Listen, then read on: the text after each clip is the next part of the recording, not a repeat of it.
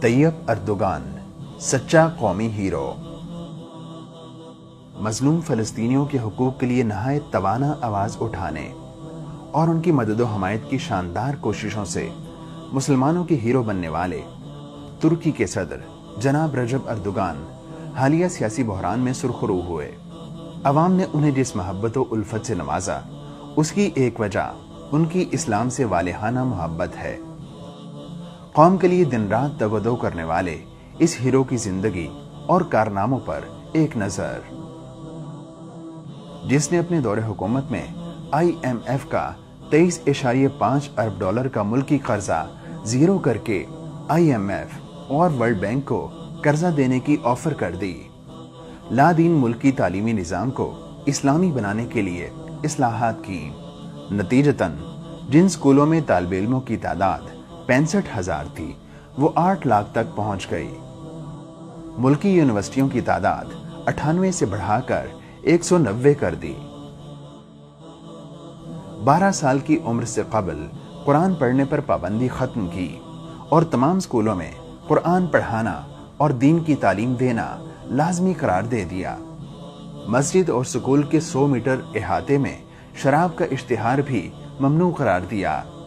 صرف ایک سال میں 17,000 نئی مساجد کی تعمیر اور پرانی مساجد بحال کی۔ ساری قوم کے لیے گرین کارڈ کا اجرا، جس کے تحت کسی بھی ترک باشندے کو ملک کے کسی بھی ہسپتال میں ہمہ وقت مفت علاج کی سہولت ہو گئی۔ خواتین کے لیے پردے کے ساتھ ڈیوٹی کی اجازت، حتیٰ کہ ایک خاتون جج نے 2015 میں سکارف پہن کر کیس سنا تو اہل یورپ کے لیے یہ بریکنگ نیوز سمجھی گئی۔